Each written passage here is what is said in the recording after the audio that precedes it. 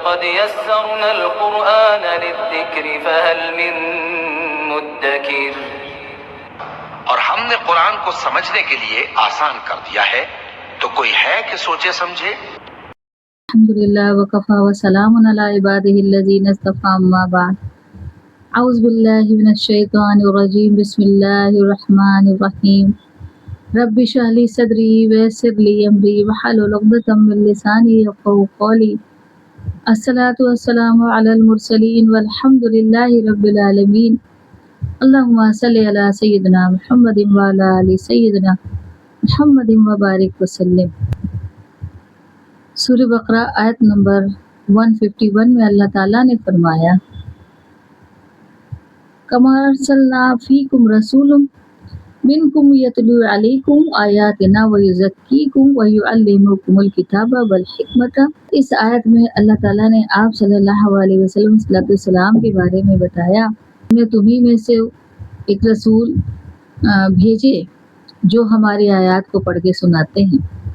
تو یہ پہلے تو یہ سمجھ لیں کہ یہ جو دعا تھی حضرت ابراہیم علیہ السلام کی، کہ وہ خانہ کعبہ کی دیواریں جب اٹھا رہے تھے تو یہ دعا کر رہے تھے کہ اللہ تعالیٰ میرے آل میں سے ایک ایسا نبی بھیج کہ جو تیری آیات کو پڑھ کے سنائے اور انہیں پاک کرے اور علم و حکمت سکھائے.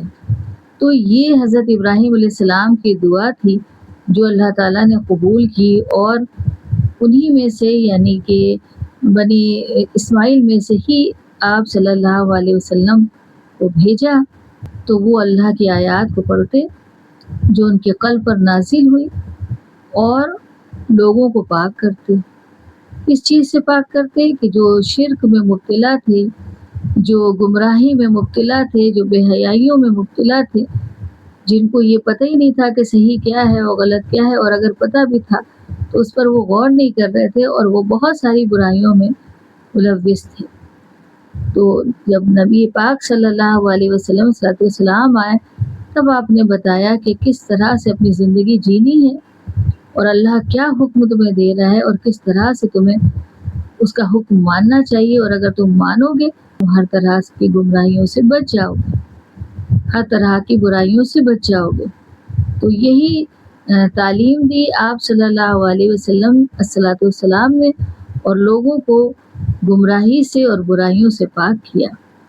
اس کے بعد اللہ تعالیٰ نے بتایا وَيُعَلِّمُكُمُ الْكِتَابَ وَالْحِکْمَةَ، اور تمہیں وہ کتاب کی حکمت یا دانائی سکھاتے ہیں. یعنی کتاب کیا؟ یعنی کہ قرآن کریم، اور حکمت کہ کس طرح سے اس کو سمجھ کے اس پر عمل کرنا ہے. یعنی کہ آپ صلی اللہ علیہ وسلم نے صرف انہیں اللہ کے حکم کو ہی نہیں پڑھ کے سنایا بلکہ ان کو پاک بھی کیا، ان کی تربیت کی اور علم اور حکمت کی تعلیم دی ان کو. وہ جو جس گمراہی میں پڑے ہوئے تھے اس سے ان کو باہر نکالا، یعنی کہ اندھیرے سے روشنی کی طرف نکالا. اور اس کے آگے اللہ تعالیٰ نے کہا وَيُعَلِّمُكُم مَّا لَمْ تَكُونُوا تَعْلَمُونَ، اور تمہیں وہ سکھاتے ہیں جو تم نہیں جانتے تھے. تو آپ صلی اللہ علیہ وسلم نے ایسی ایسی باتیں قرآن کریم کے ذریعے بتائی ہیں، یا وہ جو حکمت یا وہ جو تربیت کی ہے کہ جو پہلے کوئی جانتا ہی نہیں تھا. یہ ساری باتیں قرآن کریم کے ذریعے اللہ تعالیٰ نے آپ صلی اللہ علیہ وسلم کو بتائیں. آپ غور کر لیجئے اپنے ہی اوپر کہ ہم پہلے کیا تھے.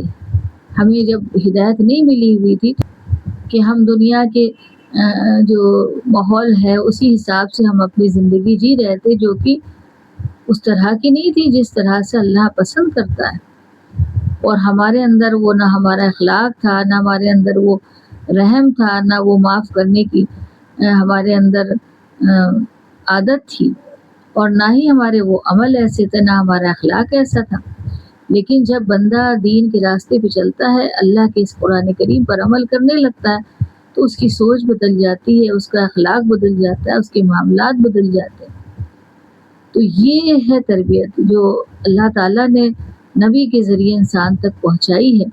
اور نبی نے اس کو پریکٹیکلی کر کے دکھا دیا کہ کس طرح سے شفقت اور محبت کرنے والے، معاف کرنے والے، عدل و انصاف کرنے والے، اور اللہ سے سب سے زیادہ محبت کرنے والے اور اللہ کا کہنا ماننے والے، یہ کر کے عمل دکھا دیا تاکہ آج پوری دنیا کے لیے یہ نذیر بن گئے۔ اگر جب تک کہ نبی پاک صلی اللہ علیہ وسلم کے نقش قدم پر کوئی بھی انسان نہیں چلے گا تو وہ کامیاب نہیں ہو سکتا، وہ مومن بندہ نہیں ہو سکتا ہے۔ اللہ تعالیٰ نے اس کے آگے بتایا فَاذْكُرُونِي أَذْكُرْكُمْ وَاشْكُرُوا لِي وَلَا تَكْفُرُونِ۔ اللہ تعالیٰ کہہ رہے ہیں تو تم مجھے یاد رکھو تو میں تمہیں یاد رکھوں گا، اور تم میرا شکر کرو اور میری ناشکری مت کرو۔ اللہ تعالیٰ کا سب سے بڑا یہ جو معجزہ ہے یہ قرآن کریم ہے۔ اللہ تعالیٰ کا سب سے بڑا جو احسان ہم پر ہے وہ نبی پاک صلی اللہ علیہ وسلم صلی اللہ علیہ وسلم کو بھیجنا اس دنیا میں، اور سارے انسانوں کے لیے رحمت بنا کے بھیجنا۔ اس سے بڑھ کے کوئی نعمت نہیں ہے ہم اگر غور کریں، اور خاص کر امت محمدیہ کے لیے تو یہ سب سے بڑی نعمت ہے کہ وہ تو وراثت میں انہوں نے یہ اس دین کو پایا ہے اور نبی کے امتی بن کے پیدا ہو گئے، تو اس سے بڑی تو کوئی نعمت ہو ہی نہیں سکتی۔ اور اللہ تعالیٰ اسی لیے کہہ رہے ہیں کہ مجھے یاد کرو کہ وہ انعام اگر دیا ہے تو وہ اللہ نے دیا ہے، تو اس کا شکر ادا کرو کہ اس نے تمہیں یہ انعام کی شکل میں یہ قرآن اور نبی پاک صلی اللہ علیہ وسلم کو اس امت کی طرف بھیجا ہے۔ تو اس سے بڑھ کے کوئی اور نعمت نہیں ہے انسان کے لیے، لیکن آج ہم نے اس نعمت کو ہی بلا دیا۔ آج ہم نے نبی کے طریقوں پر چلنا ہی چھوڑ دیا، ہم نے نبی کو یاد کرنا چھوڑ دیا، یہاں تک کہ ہم نے تو اللہ کے کلام کو ہی یاد نہیں رکھا، ہم نے اس کے کلام کو ہی پیٹ کے پیچھے ڈال دیا۔ تو کیسے ہم یہ سوچ سکتے ہیں کہ ہم مومن بندے، تو کیسے ہم یہ سوچ سکتے ہیں کہ ہم بڑے کامیاب ہو گئے جبکہ ہم نبی کے طریقوں پہ ہی نہیں چلے۔ صرف ہمارا امتی ہونا کافی نہیں ہے کہ ہم نبی کو مان رہے ہیں لیکن نبی کی کوئی بات نہیں مان رہے۔ نبی نے جس طرح سے تربیت کی تھی صحابہ کرام رضی اللہ تعالیٰ عنہ کی، جن سے اللہ راضی ہو گئے، اسی نقش قدم پر چل کر ہم کو بھی کامیاب ہو جانا چاہیے، ہم کو بھی اللہ کا محبوب بن جانا چاہیے تھا، لیکن ہم نے ایسا نہیں کیا۔ ہم نے قرآن کریم کو بھی چھوڑ دیا اور ہم نے نبی کے طریقوں کو بھی چھوڑ دیا، جبکہ اللہ تعالیٰ کہہ رہے ہیں کہ میری ناشکری مت کرو۔ ناشکری کا مطلب ہی یہی ہے کہ اللہ کی اس نعمت کو بھلا دینا جو قرآن کریم کی شکل میں آئی ہے، یا جو نبی علیہ السلام صلی اللہ علیہ وسلم کی شکل میں ہم کو ملی۔ اس سے بڑی کوئی نعمت نہیں ہے ہمارے لیے کہ آپ ہمیں گائیڈ کر رہے ہیں، آپ کی پوری زندگی ہمارے لیے ایک نمونہ ہے کہ ہمیں کسی کی ضرورت نہیں کہ ہمیں، اور یہ بھی نہیں کہ ہمیں کچھ پتہ نہیں، ہمارے لیے ساری چیزیں پیش کر دی گئی، پریکٹیکلی کر کے دکھا دیا گیا کہ دیکھو اب اس طرح سے چلو گے تو تم کامیاب ہو جاؤ گے۔ لیکن ہم غور نہیں کرتے، ہم نے نبی کو ہی بلا دیا، ہم نے تو نبی کا کوئی کہنا نہیں مانا، اور نہ ہی ان کے طریقوں پہ ہم چلے، نہ وہ حکم جو اللہ تعالیٰ نے دیا تھا، جو آیات کے ذریعے جو نبی پڑھ کے سناتے تھے، اور یہاں تک کہ انہوں نے سب کو بتایا، اور جو ہم تک آج پہنچ گئی یہ آیات، کیا ہم نے اس کا حق ادا کیا؟ کیا ہم نے نبی کی محبت کا حق ادا کیا؟ کچھ نہیں کیا۔ ہم تو صرف اور صرف دنیا حاصل کرنے میں لگے رہے اور اسی کو سب کچھ سمجھ رہے تھے۔ اور اللہ تعالیٰ کہہ رہے ہیں کہ میری ناشکری مت کرو، شکر گزاری کرو، اور مجھے یاد رکھو تو میں تمہیں یاد رکھوں گا۔ تو تم اللہ کی طرف قدم بڑھاؤ گے تبھی تو اللہ تمہیں تھامے گا، تبھی تو تمہیں کامیاب کرے گا۔ تم اللہ کے حکم سے دور بھاگو گے تو پھر کیوں وہ تمہاری مدد کرنے لگا؟ بالکل بھی ایسا نہیں کرے گا۔ تو ہم اپنے اوپر غور کر لیں کہ ان آیات پر ہم کہیں فٹ بیٹھ رہے ہیں کہ نبی کی ہماری زندگی میں کیا اہمیت ہے، لیکن ہم اس اہمیت کو احساس ہی نہیں کرتے، ہم غور ہی نہیں کرتے، بس دنیا میں لگے ہوئے۔ تو ان سب باتوں پر غور کرنے کی ضرورت ہے، اور اپنے آپ اپنی اصلاح کرنے کی ضرورت ہے کہ ابھی تک ہم نے جو احساس نہیں کیا اس بات کا کہ جبکہ اس وقت کتنی اہمیت تھی نبی کی کہ صحابہ کرام بس اس لیے بیٹھے رہتے تھے کہ کسی طریقے سے اللہ کا حکم آئے اور وہ اس کو فوراً کر کے دکھائے اور اسی طرح سے کریں جیسے نبی نے کیا۔